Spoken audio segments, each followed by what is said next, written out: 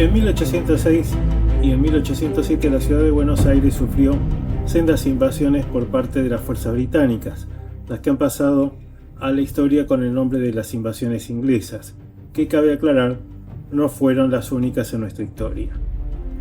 No se trató de un hecho imprevisto, ya que la gobernación de Buenos Aires y posteriormente durante el Virreinato del Río de la Plata, las autoridades españolas habían tenido que actuar contra los británicos que merodeaban en la región, quienes junto a los portugueses atacaron la colonia del Sacramento en enero de 1763.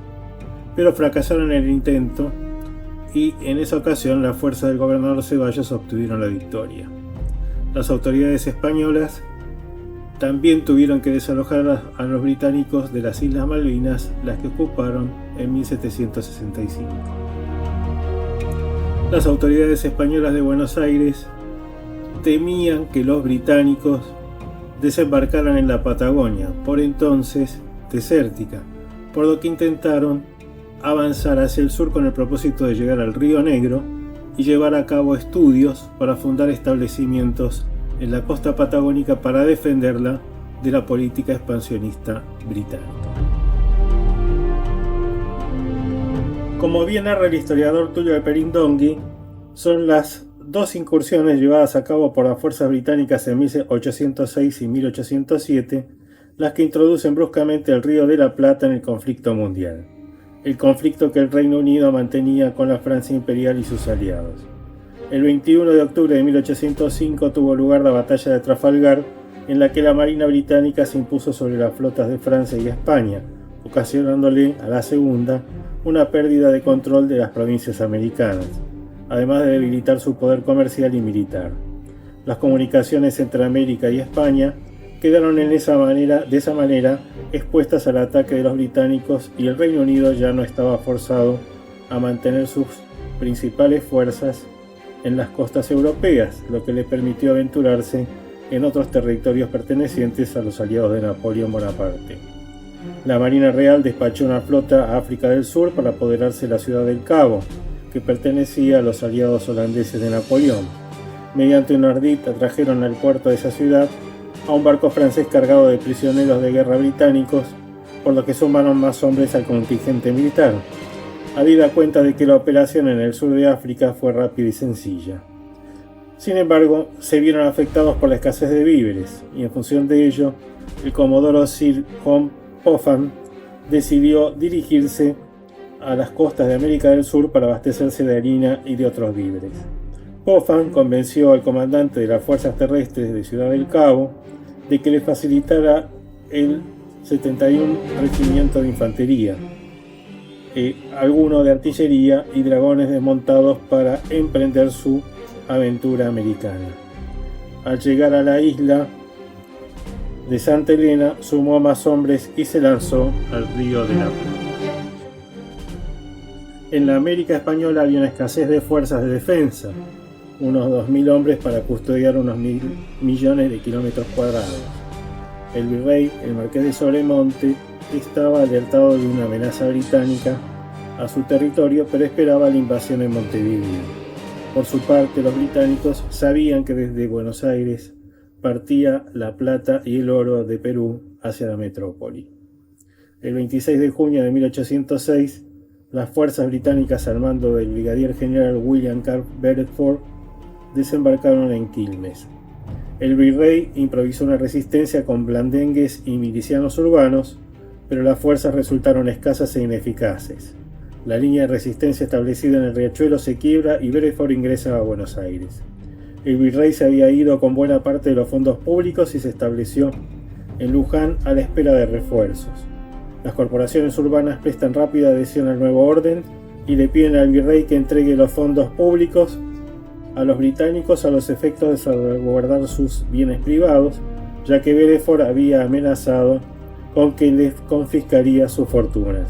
Al Perindongui destaca el papel de Manuel Belgrano, a la sazón secretario del consulado, que se indignó ante el poco decoroso espectáculo brindado por ese cuerpo, hasta entonces fortaleza de la más intransigente lealtad castellana.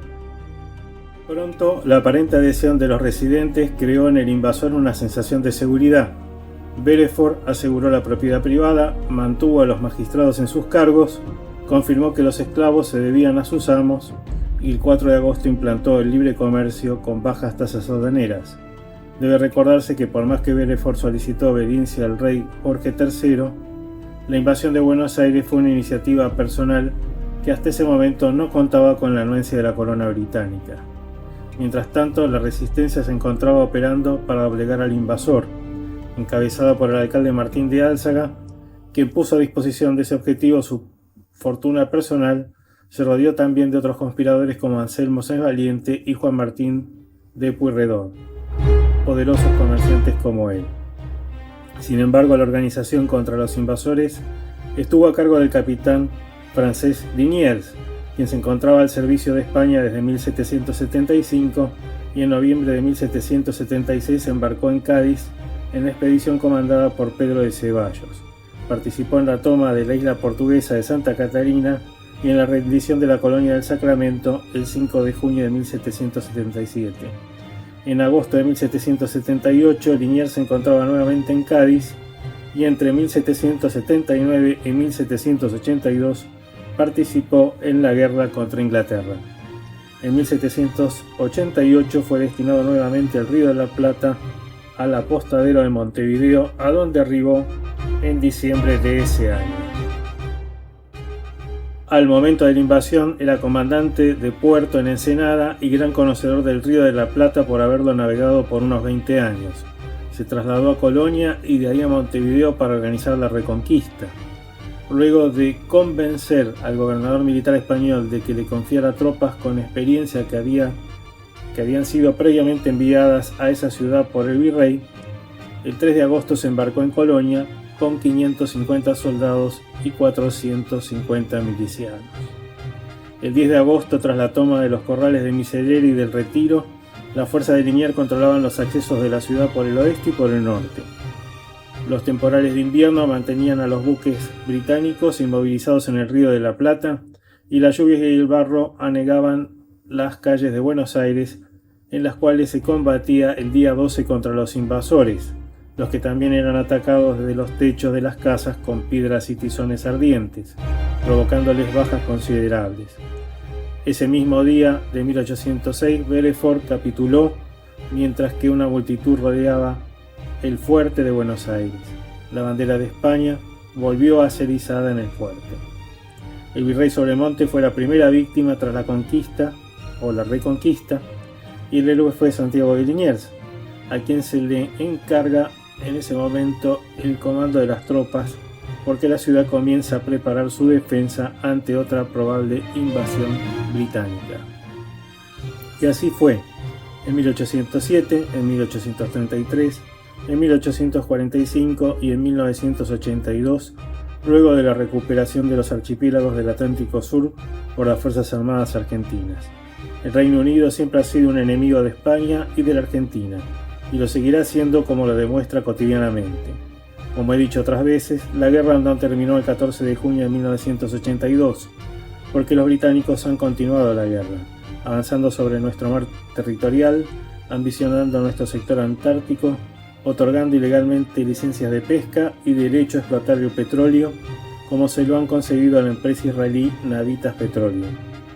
A eso sumemos el poder blando, la guerra cognitiva que ejerce sobre nuestra población, a través de ONGs y fundaciones que dicen defender los derechos humanos, el indigenismo, el aborto y otros temas que conspiran contra nuestra integridad como nación. A eso hay que sumarle la intromisión en otros países de la región para operar en contra de la Argentina y la propia dirigencia política y económica de nuestro país, en su mayoría responsable de la entrega de la patria. Nos lo advirtió el coronel Mohamed Ali Zaineldin. Lo que aspira el imperialismo angloamericano es que paguemos la deuda con los territorios del paralelo 40 para abajo.